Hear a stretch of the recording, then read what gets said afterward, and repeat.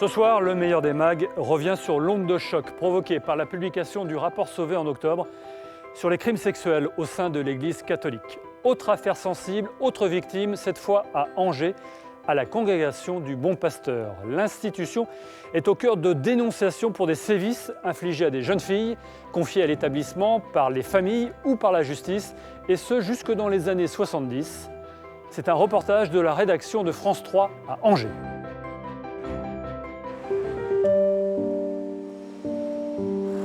Marie-Christine Vénard et Evelyne Lebris avaient 15 et 16 ans lorsqu'elles ont été conduites derrière les murs de la congrégation du Bon Pasteur. À cette époque, elles n'imaginaient pas que leur vie s'en trouverait bouleversée. Il y avait une porte et au-dessus, il y avait du lierre qui avait poussé ou d'un côté ou de l'autre, mais c'était très joli. Mais seulement ce qu'il y avait derrière, ça l'était moins. Victime de viol à l'âge de 11 ans, Evelyne Lebris a été placée par la justice dans ce centre avant d'être orientée vers un autre établissement de l'ordre religieux au Mans. Des événements qui l'ont profondément marquée.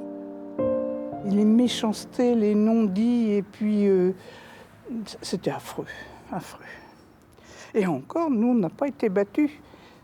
Il y a des filles qui étaient battues, puis graves des fois.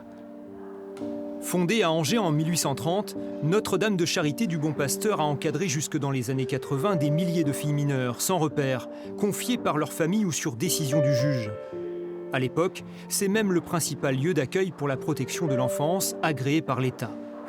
Mais depuis peu, d'anciennes pensionnaires brisent le silence, en révélant des faits de maltraitance. Placée suite au rejet de ses parents, Myriam a longtemps enfoui ses souvenirs de jeunesse meurtris.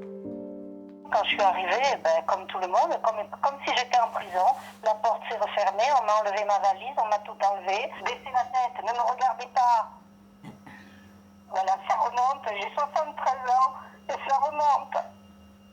Heureusement, j'ai pu en parler parce que je suis avec un homme depuis 55 ans et j'ai pu en parler avec lui de suite, parce que de suite on lui a dit, elle sort de maison de correction. Voilà, la maison de correction pour des parents qui n'ont pas tenu leur rôle. Les brimades, il y en a eu, mais il y en a eu des brimades, mais j'ai perdu le sommeil, ça c'est sûr, des nuits blanches, les électroencéphalogrammes pour voir si on n'était pas folle, parce qu'on ne dormait pas la nuit, et oui, le jour on n'était pas bien, alors aller à l'hôpital, hein, des piqûres et de tout, de pas voir qu'est-ce qu'ils nous foutaient dans la boisson, on était complètement, moi j'avais grossi presque de 20 kilos, non mais elle nous droguait, hein. On était des zombies, La justice, qu'est-ce qu'elle a fait, la justice? Elle s'est débarrassée de nous. Comment vous expliquez que c'est resté en sommeil aussi longtemps, justement, et que la parole se libère seulement maintenant?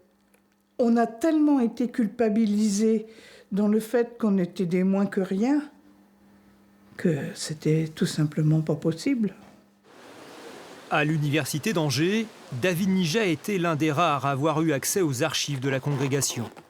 Pour cet enseignant-chercheur, la communauté est restée figée dans un modèle éducatif d'un autre temps, en total décalage avec l'évolution des mœurs de la société.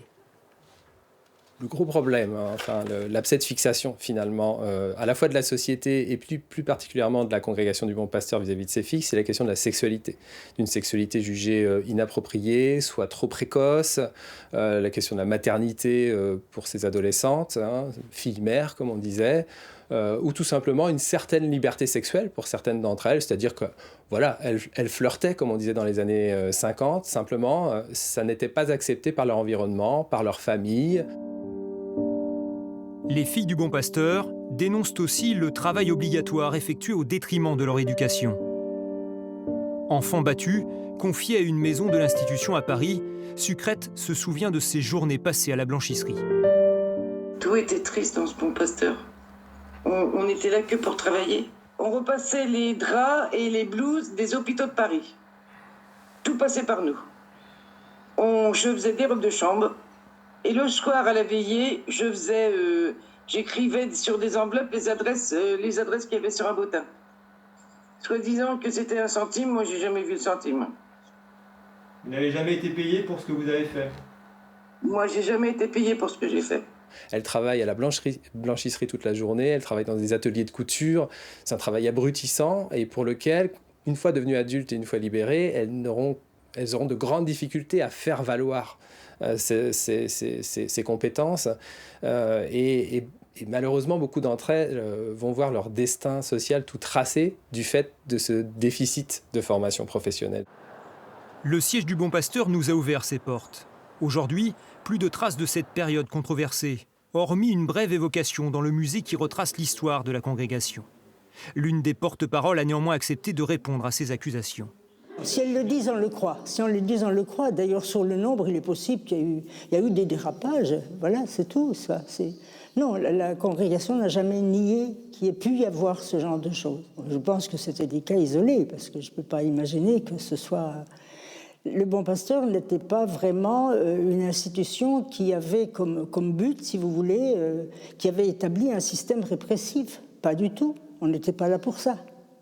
Pas du tout. Les sœurs n'étaient pas rentrées pour maltraiter des filles qui avaient déjà souffert pour rajouter encore de la souffrance. C'est pas possible. Ce qu'elle dénonce aussi, c'est le travail, la situation de travail toute la journée, le fait qu'il n'y avait pas de temps ou peu de temps d'éducation. Elles allaient à l'école toute la journée, normalement. Enfin, à l'école chez nous, mais elles étaient à l'école. Alors, il y avait le soir des travaux de manutention, quelquefois. Moi, je l'ai connu, ça, un petit peu. Ça servait tout simplement à les nourrir, à les habiller, à l'école, à payer le personnel. Enfin, il fallait entretenir les locaux. Il y avait des subsides de l'État, mais très minimes à l'époque, très, très minimes.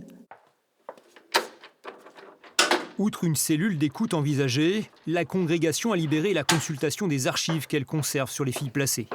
Des dossiers qui se limitent à des informations administratives.